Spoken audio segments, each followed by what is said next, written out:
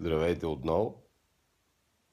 С риск малко да се отклоним от Южен поток, искам да ви привлека вниманието към един друг проблем, който много бързо и лесно може да бъде решен. Та именно да се съберем в парламента и да приемем закона за филмовата индустрия, който от всичките държави наоколо тук, само ние останахме последни и не сме го приели. А именно това е закона, който връща 20% на всички западни продуценти, които снимат тук филмите си, като си тръгнат обратно. Никакъв проблем не, ще съберем, ще го паткаме този закон за един час, ще го приемем и по този начин ще привлечем сумата инвестиции, които напоследък много рядко влизат в България, защото станахме наравно с същите цени. Работим вече с Гърция, с Сърбия, с Румъния, с Турция.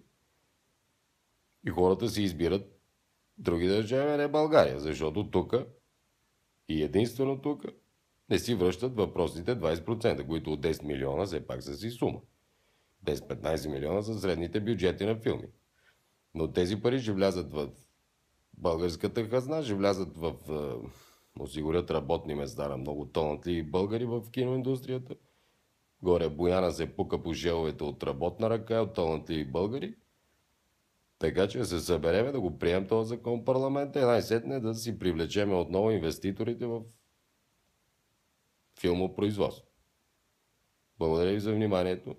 Смятам, че е крайно време тази стъпка да я направим.